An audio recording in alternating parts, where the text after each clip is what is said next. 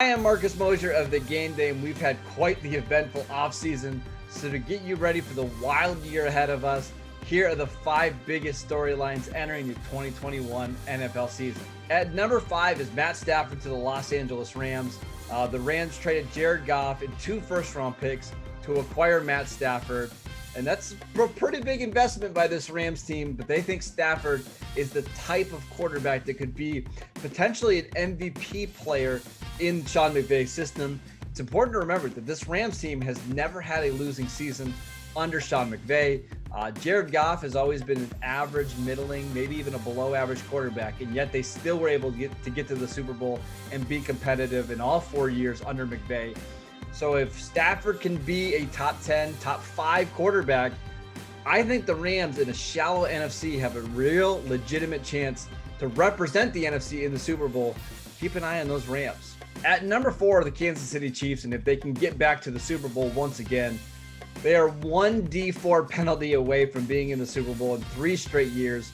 And the Chiefs really haven't been challenged all that much in the AFC since Patrick Mahomes has stepped onto the field. I know they dominated the Bills the year before that. It came close with the Patriots in a previous season. But can anybody else compete with this Chiefs team that looks like they upgraded their offensive line? They improved their defensive line as well. I think this is a really good Chiefs roster.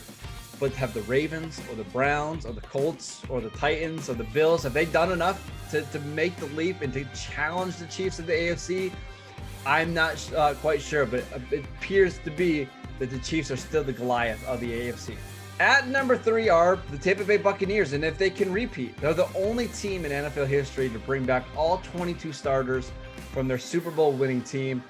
And they got even better this offseason after drafting Joe Tryon in the first round, after adding Giovanni Bernard to their backfield.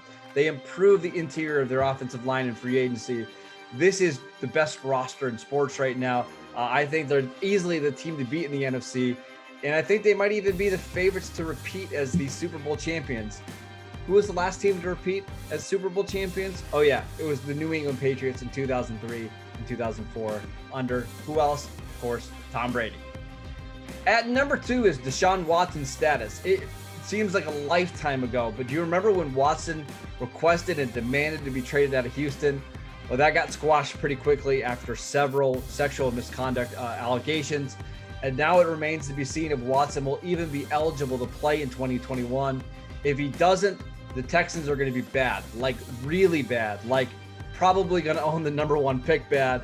But if they can move Watson, that could shift the balance of power in either conference, right? If he goes to the Broncos, all of a sudden the Broncos might be the team to beat in the AFC, even over the Chiefs. Or if he goes to the Dolphins could potentially beat out the Bills in the AFC East.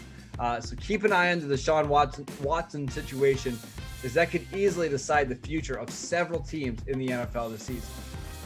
And number 1, of course, is will the Packers trade Aaron Rodgers? The 2020 MVP wants out, and it doesn't appear the Packers want to trade him anytime soon. But with every day that goes by, it does feel more and more unlikely that Rodgers will ever play another snap for the Packers. I'm curious to see where he does go, because Rodgers is still one of the best 2 or 3 quarterbacks in the league.